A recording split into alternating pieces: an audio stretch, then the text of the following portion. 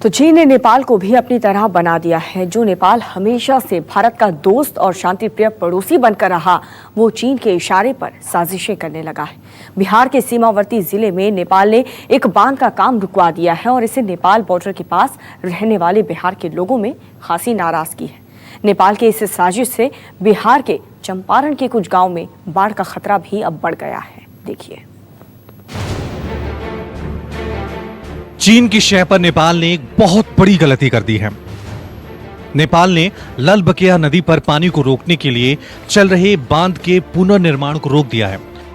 वहीं एसएसबी के जवानों के साथ नेपाल के बजरहा गांव के लोगों ने बदसलूकी भी की है।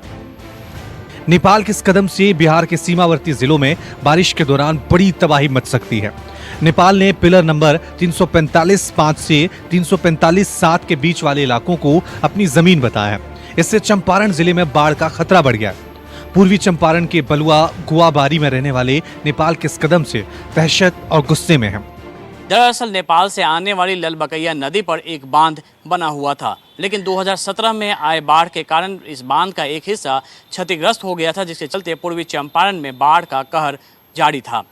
जब इस बांध का मरम्मत का काम चल रहा था, इसी दौरान नेपाल के सुरक्षा प्रहरियों ने इस बांध का निर्माण रोक दिया और इस जमीन पर अपना दावा किया है। बताया जा रहा है करीब 500 मीटर की जमीन पर नेपाल के अधिकारियों ने अपना दावा किया है। इस बीच बांध के निर्माण कार्य रुक जाने के कारण दोनों देशों में आसपास की सीमा पर जो गांव हैं, उनमें काफी तनाव जारी हो गया है।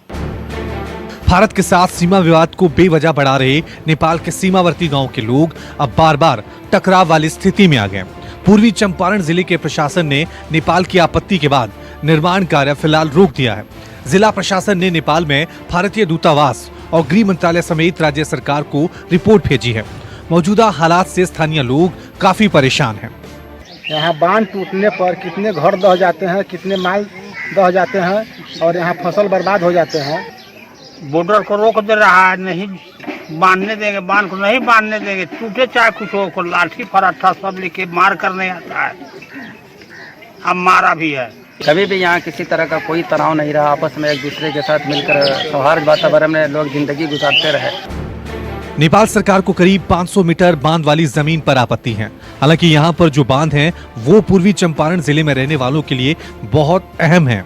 उनके घर और खेतों पर बाढ़ का खतरा पहले से ज्यादा बढ़ गया है, क्योंकि इस बांध के जरिए बारिश और बाढ़ के पानी की रफ्तार कम की जाती है। अब तक जो टकराव नेपाल की सरकार भारत सरकार से दिखा रही थी, बांध के पुनर्निर्माण का कार्य रुकने से वो टकराव स्थानीय हो चुका है। यानी नेपाल और पूर्वी चंपारण जिले समेत बांध की सीमा के पास वाले गांव के लोग नेपाल सरकार और वहां के स्थानीय लोगों से खासे नाराज हैं। हाल के दिनों में भारत और नेपाल के रिश्तों में तल्खी आई है और इस तल्खी का सीधा असर बिहार और नेपाल की सीमा पर साफ तौर पर देखी जा सकती है।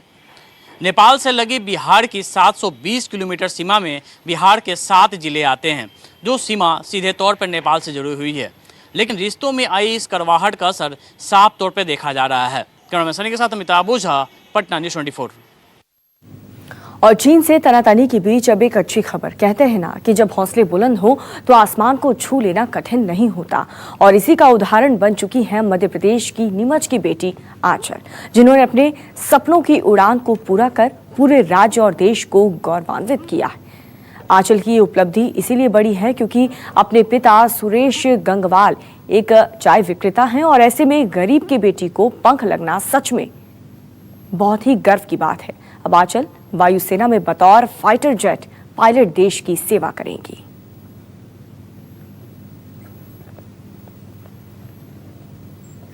कोरोना महामारी के बीच दिल्ली वालों के लिए भी एक बड़ी खुशखबरी है। दिल्ली के छतरपुर में दुनिया का सबसे बड़ा कोरोना अस्पताल बनाया गया। 10,000 बेड की कैपेसिटी वाले इस अस्पताल का जायजा लिया न्यूज़ 24 संवाददाता पवन मिश्रा ने। राजधानी दिल्ली में कोरोना महामारी लगातार फैल रहा है। जी हां, आंकड़ों की माने तो अब राजधानी दिल्ली देश भर में दूसरे पायदान पर पहुंच गया है संक्रमण के मामले में।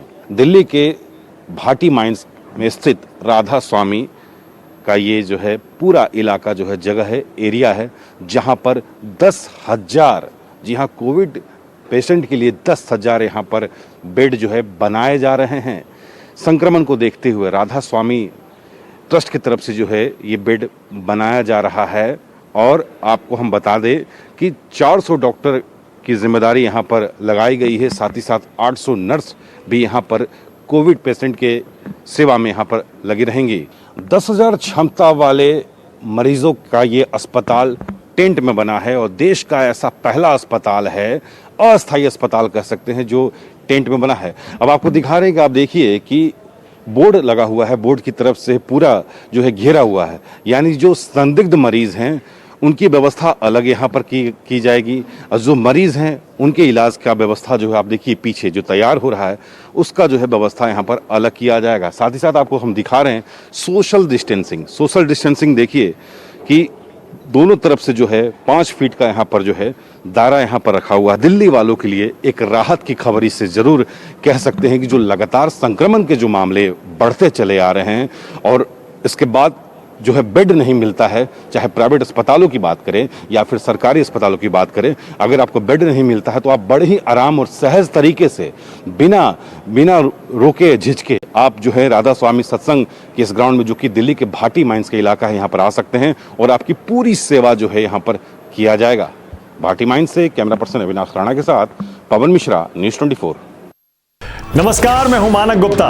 अगर आपको हमारा ये वीडियो पसंद आया हो तो इसे लाइक और शेयर जरूर करें और हाँ, हमें सब्सक्राइब और फॉलो करना ना भूलें ताकि आप देश और दुनिया की कोई खबर मिस ना करें। तो जुड़े रहिए हमारे साथ और देखते रहिए न्यूज़ 24।